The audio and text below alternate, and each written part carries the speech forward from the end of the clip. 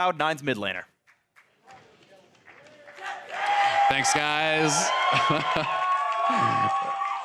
Well, it's hard to beat that. You guys obviously have a huge amount of fan support here today. Has to feel good to go 2-0 in your first week. Were you expecting this result? Were you expecting to start so strong this season? I was actually expecting us to start out that strong. I thought we'd initially struggle a bit in the start since I think jungle has a really big impact in the game, and Meteos was kind of, I wouldn't say he was the shot caller, but he was more of like a leader, I guess. So we had like some steps that we needed to fill in. But I expected us to be a pretty good team as time progressed, but it definitely came as a surprise to me this early. So, I mean, speaking about Meteos, obviously a lot of talk about contracts, a lot of hype, understandably, after the first series, him doing so well there. You know, how has it been transitioning to a rookie jungler, and how has it been working out, you know, for you guys, and also for him playing with like top lane subs and stuff? It's been good, I'd say. He was a bit quiet in the beginning, but obviously he's not really used to playing on a big stage. But our coaching staff is helping us a lot to gel together and just become a really good team. So I think we've been progressing a lot faster than I initially expected. So it's going good. Awesome. Well, I'm very curious to hear your thoughts on some of the 10-ban system, because, you know, this is something that we've seen a lot more diversity with, and you yourself, you know, you've been bringing out a lot of different champs, the Echo, the Fizz, Azir we haven't been seeing a lot. Is that something that you feel allows you to be more flexible, kind of show off different picks? Do you like it? Do you not like it?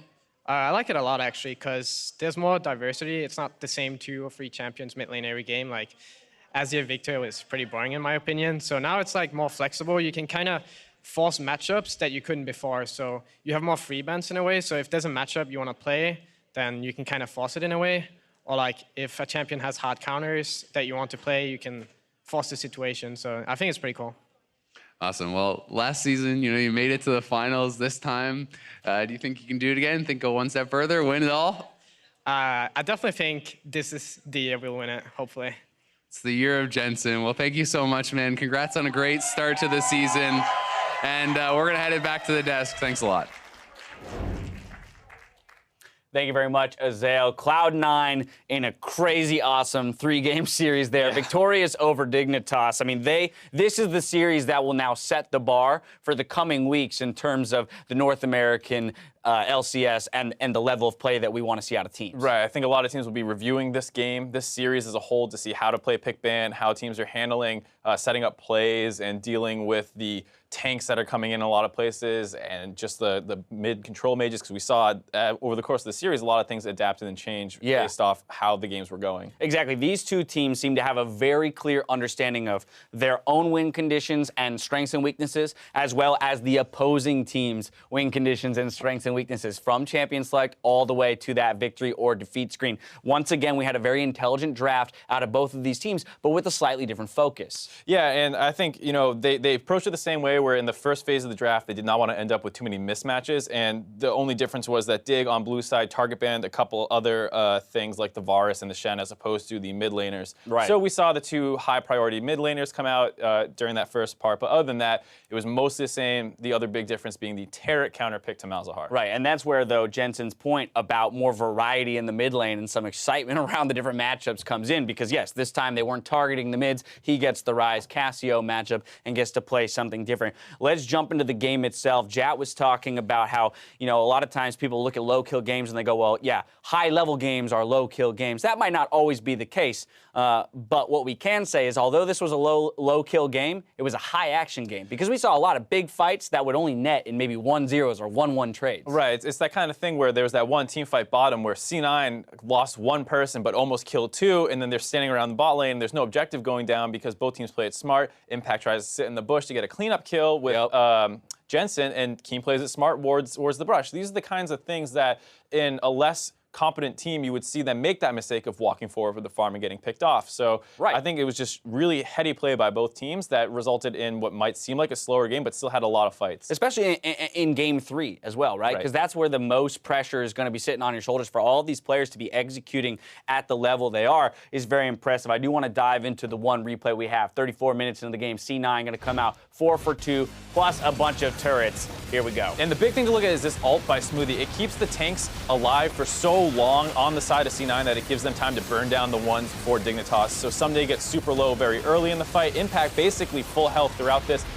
Dig makes a decent choice of trying to get to the back line of them, and it looks like they have a small hope with Laud alive. I was gonna say, Laud's doing as much work as he can right now. But unfortunately, eats the hook from Nautilus just around the corner, sneaks it in. He had flash, and maybe If he had flashed that wall over into like the riverside brush, there's a possibility he gets the 2 carries. yeah, with the Hurricane procs, maybe he's able to pick them up. But ultimately, that's not the case. It's an extremely close fight. It's the game decider, and from there, C9 was basically able to get the inhibs. Right. Smart play by Xpecial to extend the game a little bit longer, but not quite enough to actually bring the game back. And in that's their the favor. thing, even in a lost fight, we see the heads-up play from the veteran in Xpecial where he understands what he needs to do to extend the game as long as possible, give his team time to take another stab at the game. But ultimately, falls in C9's favor. Player of the game, Smoothie. You mentioned it. That was just one replay of a stellar ultimate. He had 5 in that game. That were bot lane fight that we talked about where they lost 1. They could have lost way more if Smoothie didn't get a great ult on his whole team, basically. the final fight of the game, he had a 5-man ultimate. So they're diving a bot tier inhib turret with all 5 members being completely invulnerable. So good on him in that Taric pickup against the Malzahar. Right, it's a risky thing to go for where you're giving up one of the highest priority supports available in the meta, and you're picking this thing that generally isn't seen aside for that counter pick, and he played it extremely well. The ult's very hard to use. I don't think people get enough credit when they get good ones off, and he had a number of good ones. Yeah, and this series really just serves to excite me about these 2 teams for the rest of the season. We have to keep in mind that they will not play each other again until week 9 of the season. So they played week 1, they gave us a taste. Now we get to track, and this is kind of fun, we're gonna get to track the evolution of and the growth of both of these teams before they ultimately go back at it in week 9. LCS is scripted, man. Like, you have the preliminary, the early front runners for the 1-2 position, probably these 2 teams meeting in week 1 and week 9. It's a little suspect, just a little bit. All right, guys. I'll talk to the writers. I'll have them tone it down. All right, well, now it's time to recognize our Player of the Game champs from Week 1. So let's check out the Player of the Game leaderboard. After a handful of breakout performances from nearly every team, we've got Someday, Lorlo, Jensen, and High tied at 2 honors each with contracts and 16 others to follow them, netting a single award each. So that's kind of a cool thing where we had a big disparity, a big, it was very diverse distribution of those Player of the Game awards. A lot of parity, and I think you can see that, especially in the top lane, there's a couple standouts that we got to keep our eye on, same in the jungle. And, High in the mid lane being very impressive as well. And I think this is, especially with the extra bans, you might see a bigger share of these Player of the Games because people get forced into worse situations. And I think you deserve credit for playing at a disadvantaged pick ban phase well. So those are some things I want to keep an eye on. Specifically looking at this top 5, although Contracts is tied with 16 other people, we had Someday coming in, huge expectations. Guess what? He lives up to it. Lorlo, we were coming in saying, all right, is he going to make a name for himself as a top laner in the midst of all these great names? Well, he does exactly that in week 1.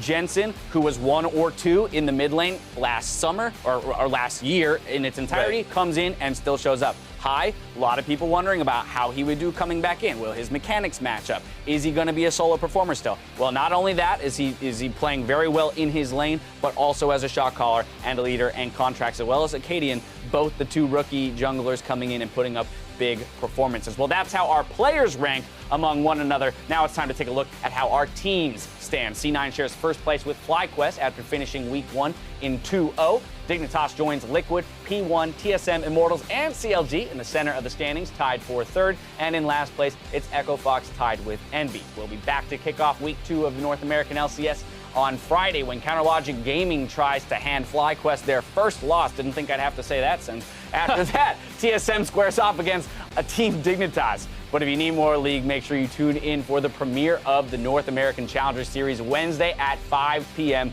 Pacific time. So on that schedule here for Friday, TSM, Dignitas looking really strong. TSM able to pull up a victory here today. Will they be able to bounce back and actually challenge a strong-looking Dignitas, or do you think that's falling in Dignitas' favor? I actually don't know because TSM is a team that I think will improve very quickly.